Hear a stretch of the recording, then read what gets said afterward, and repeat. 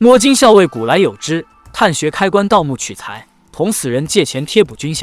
死人本就让人忌讳，挖坟盗墓更是九死一生。是以摸金校尉规矩森严，其中最重要的一条就是鸡鸣灯灭不摸金。1988年，摸金三人组在祖师爷面前拔香丧火，移居美国。然而因为没有绿卡，日子过得鸡飞狗跳，摸金校尉沦落为街头小贩，整日被移民局追着满大街跑。丧火那晚，王胖子喝得酩酊大醉，完全忘记自己是怎么稀里糊涂答应金盆洗手的。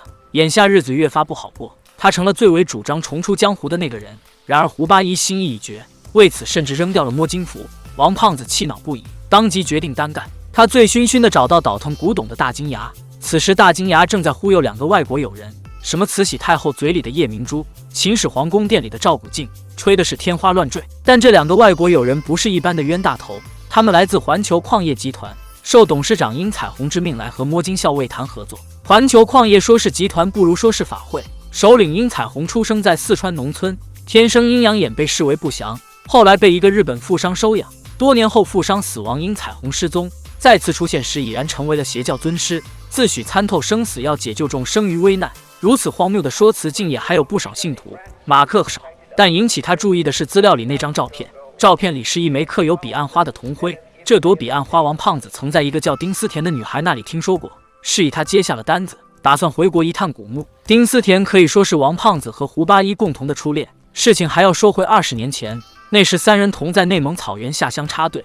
他们一群知青响应破四旧的号召，深入草原寻找一座传说中的千年神女墓。中途众人发现了一片石像林，一个牧场主跪在地上念念有词，大意是劝他们不要再往前走。几个又红又专的知青秦闻言不屑一顾，坚决要打倒一切牛鬼蛇神。他们喊着口号将石像推倒。就在这时，一群吸血的曹猛子从石像底部涌出，黑压压的像一股小龙卷风，众人四下逃窜，落在后面的被蚕食的只剩一具骷髅。幸运的是，前方不远处有个山洞，众人躲进洞中才幸免于难。王胖子举着火把四处查看，意外发现一扇铁门，穿过铁门继续前进，面前是一些工业设备，这里似乎是鬼子当年建造的地下工事。众人继续前进，发现地上遍布鬼子的尸体，再往里走就是数不清的石像，石像上刻着彼岸花。胡八一分析，这些鬼子似乎是挖出石像企图运走，却在中途死于非命，情况诡异，吩咐众人不要轻举妄动。然而这帮知青既吃不记打，叫嚣着要砸掉这里所有石像。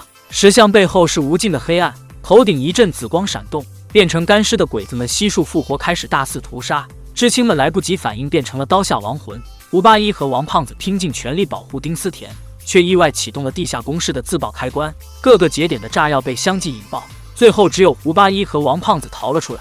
丁思甜为了救2人死于非命。20年过去，这件事成了2人都不愿提起的过往。后来他们了解到，那朵彼岸花是1000年前契丹公主傲骨的标志。如今胖子为了弄清楚其中缘由，只身赶回国内。胡八一不放心，打算去拦住他，雪梨也提出一起前往。此时胡八一和应彩虹一行人已经到达草原，开始寻找古墓入口。分金定穴这件事一直是由胡八一做的，王胖子这个半吊子把草原炸成了麻子脸，才凭借20年前的记忆找对了位置。彩虹也要亲自前往，马克和杨子作为信徒自然忠诚追随，大金牙也被扔了下去。一行人浩浩荡荡下了地宫，大门被炸开，挥发的颜料扑面而来。马克几人惊慌失措，像看到了洪水猛兽。王胖子老神在在地科普了一番，众人继续前进。一具骑马的干尸映入眼帘，干尸四周是8个不知通向何处的洞口。王胖子对这位看大门的仁兄没兴趣，吩咐众人不要乱动，随后便挑了个洞钻进去查看。大金牙也亦步亦趋地跟着。应彩虹注意到了干尸身上的彼岸花铜徽，马克自告奋勇上前取下，干尸瞬间化为齑粉。被尸粉沾上的马克3人顿觉不妙，他们全身经脉暴涨，抽搐着倒在地上。马克痛苦的呢喃，上前捅向马，然而被捅了几刀的马克几人却又挣扎着站了起来，找着扑来。王胖子急中生智，掏出一个黑驴蹄子塞进他嘴里，马克当即便不动了。然而这招似乎对外国粽子用处不大，黑驴蹄子被吐了出来，马克似要将众人生吞活剥。千钧一发之际，胡八一和雪梨赶到，摸金校尉合体战力大增，轻轻松松解决掉了这一干粽子。来时的路被炸毁，几人不得不观察这些神秘的洞口，试图从中寻找出路。雪梨发现每个洞中都有一个动物雕像，但似乎又不是指代12生肖，因为只有8个洞。胡八一表示应该是八卦，最后拿出自己的老伙计罗盘，张口就是众人听不懂的专业术语。一番五行八卦的分析后，确定出口就是虚狗雕像所在的洞。众人穿过石洞，果然逃出升天。胡八一打算带着大家离开这里，殷彩虹却提出想请摸金三人阻住自己解救众生。雪梨觉得可笑，雪梨更是将殷彩虹的生平娓娓道来，就差直接戳穿他的骗子身份。殷彩虹见软的不行，直接来硬的，开枪打伤了大金牙的腿，逼三人帮自己找到神女棺椁。迫于性命威胁，他们只得先应承下来，随后再找机会脱身。王胖子背着大金牙，只觉得他越来越重。殷彩虹一行人心狠手辣，胡八一几人必须团结。他掏出那枚本该被扔掉的摸金符，原来当初是为了让王胖子死心才做了个样子，实际上被扔的是一只手表。众人继续前进，走过一个吊桥，眼前是迷宫般的石柱和更多的吊桥。应彩虹的人不顾劝阻上了桥，没走几步，脚下就窜出绿油油的火焰，将两人烧成了干尸。胡八一观察了一番，发现桥面是用燃点极低的灵石铺成，如果选错路就会引火烧身。关窍就在他们先前通过的那座木桥上，桥面断裂的木板似乎有规律可循，没错，又是八卦。通过迷宫桥的密码就在这些卦象里。又到了胡八一秀操作的时候，很快他便通过这些卦象找出了正确的路。老谋深算的应彩虹让他们走在前面探路。通过一个石宝石，应彩虹一行人在干尸身上发现了一枚铜灰，刚刚摘下便起了大火，泛着荧光的火苗烧得很快，附近的石柱和桥面接连被引燃。胡八一几人急忙加快速度前进，终于赶在大火烧身前到达了对面。落在后面的应彩虹一行人拿出了隔火的石棉衣，胡八一顾不上他们，继续赶路。走到一片空地时才停下稍作休息。胡八一打算顺着地下河离开，王胖子却无论如何也要走到最后，帮丁思甜找到那朵彼岸花。两人一时间争执不下，胡八一索性让大金牙和雪梨留在原地，自己陪着王胖子深入地宫。但此举纯粹就是个假动作，没走出多远，他就趁机捆了胖子，准备强行将他带走。发现上当的胖子拼命挣扎反抗，还大喊着让他不要忘了丁思甜是怎么死的。两人推搡间踩坏了胡八一的罗盘。就在这时，空地那边传来一声枪响，胡八一顾不得再和胖子纠缠，狂奔回去，发现雪梨已经不见了踪影。杨子几人出现在空地，这帮人还真是命大。眼见雪梨不知去向，胡八一发了狠的和杨子缠斗在一起，王胖子也赶来帮忙。然而殷彩虹却压着被绑的雪梨出现，对方手里有了筹码，两人只得乖乖就范。被制服的四人却突然话锋一转，讨论起了胡八一什么时候和雪梨成了男女朋友关系，又是什么时候背着胖子睡过。殷彩虹听着只觉得脑仁发麻，忍无可忍地飙起了四川脏话，状若疯癫地说着天机将至，要他们抓紧时间帮自己找到神女棺椁。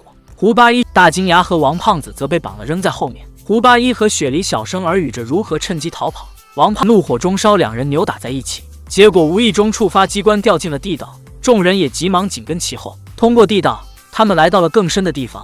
雪梨观察一番后，发现他们正处于一潭湖的底部，四周的壁画讲着傲骨公主获得彼岸花的故事。天地开裂之际，一件神秘的法宝从天而降，后来这件宝物落到了傲骨公主手中，被她命名为彼岸花。每逢宿夜之交，彼岸花就会盛开，据说它能够打开生死之门，穿越阴阳两界，让人死而复生。想必这就是应彩虹无论如何要得到她的目的。一行人继续前进，穿过层层迷雾，神女棺椁露出了真容。这是一座造型别致的莲花座水晶棺椁，里面的女尸衣着华丽，脸上覆黄金面具，手中捧着一个雕着彼岸花的黑色石头。按照壁画所说的从天而降，这颗石头应该是陨石。胡八一三人按照应彩虹的要求，拿着他找来的铜灰，点上蜡烛开始开棺。棺椁顺利打开，西南角上的蜡烛却出现了异样，下一秒三人脚下的石台塌陷，好在他们反应够快，攀住了高台下的石柱。然而让几人意想不到的是，他们脚下就是当年突发异状的地下宫室。兜兜转转，他们又回到了这里。壁画所说的宿夜交汇，时间大概是在寅时，当年发生异变也是在这个时候。当年一阵紫光在他们头顶闪过，看来那光就是棺椁中的彼岸花发出的。胡八一三人费力爬上石台，雪梨看地宫里的干尸纷纷复活，爬上高台。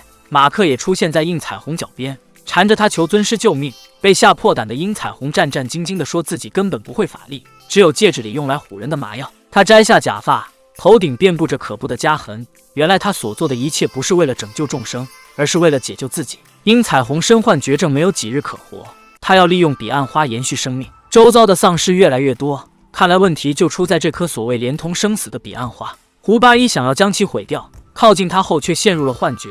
好在他意志坚定，很快便清醒过来，拿起彼岸花就要扔出去，却被胖子截胡。他执念太深，一心想要找到彼岸花送给丁思甜。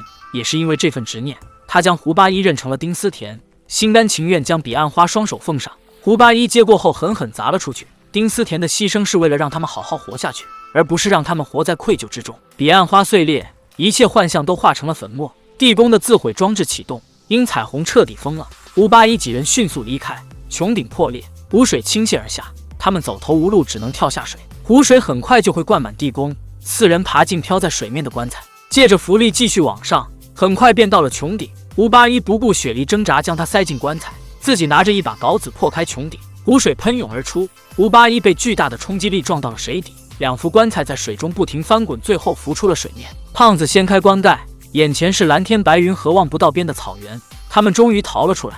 本以为必死无疑的胡八一顶着满头水草也游了出来。劫后余生的他拿出一枚从地宫带出的戒指，在棺材里向雪莉求婚，这场面也是史上绝无仅有了。